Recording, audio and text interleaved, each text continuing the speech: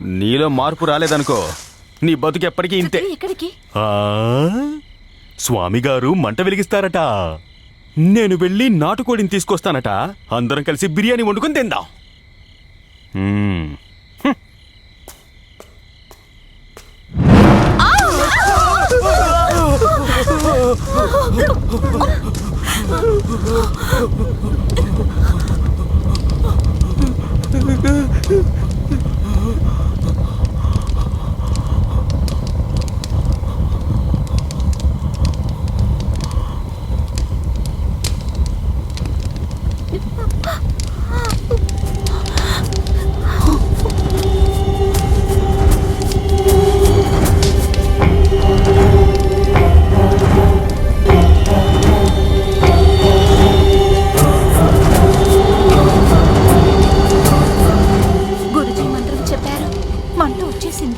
లేదు లేదు, ఈ యజ్ఞం నేను ఆవాహన చేయలేదు. నాకు దీనికి సంబంధం లేదు.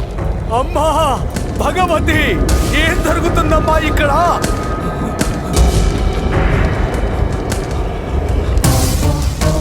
మీకెవరికి తెలియని ఒక విషయాన్ని చెప్తాను.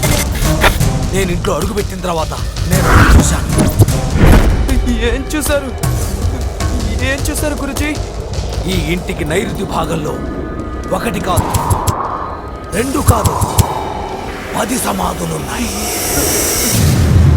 అన్ని సమాధుల్ని చూసావు, అందులో ఏంటి ఆ స్పెషాలిటీ? ఉంది. ఆ 10 సమాధుల్లో ఉన్నవాళ్ళు చనిపోయింది ఒకే రోజు. 6/1914. అంతమంది ఒకే రోజు చనిపోయారా? ఆ 10 మందిని మాయమ్మే చంపేసి ఉంటుంది. తను ఖచ్చితంగా ఇక్కడే ఎక్కడో. నేను ఆ సమాధుల దగ్గరికి వెళ్ళగానే సుడిగాలి వీచింది. అలాంటి సుడిగాలి నేను ఇంతవరకు చూడలేదు.